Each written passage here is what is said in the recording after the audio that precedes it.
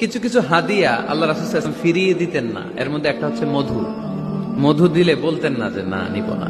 আতর ফিরিয়ে দিতেন না। বালিশ, বালিশ খুব পছন্দ করতেন। আল্লাহ রাসূল ঠেকনা দিয়ে বসতে পছন্দ করতেন। সুবহানাল্লাহ পড়েন।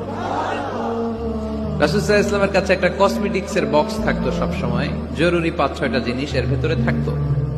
ওখানে আল্লাহ রাসূল সাল্লাল্লাহু আলাইহি সাল্লাম চিরুনি রাখতেন। চিরুনি, আপনারা চুল আঁচড়ান তো চিরুনি দিয়ে, সবসময় পরিপাটি থাকবেন, এটা সুন্নাহ।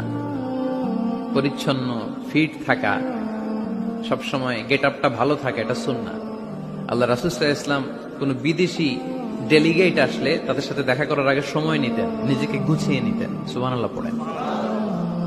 চুলগুলো আঁচড়ে রাখতেন এই চিরুনি দিয়ে। তাহলে ব্যক্তিগত কসমেটিক্স বক্সে আল্লাহ রাসূল সাল্লাল্লাহু আলাইহি ওয়াসাল্লাম যে জিনিসগুলো রাখতেন তার মধ্যে একটি হচ্ছে চিরুনি। 2 নাম্বার, আল্লাহ রাসূল সাল্লাল্লাহু আলাইহি ওয়াসাল্লাম জাইতুনের তেলের একটা ছোট্ট বোতল রাখতেন। ওয়াত তিনি ওয়াজ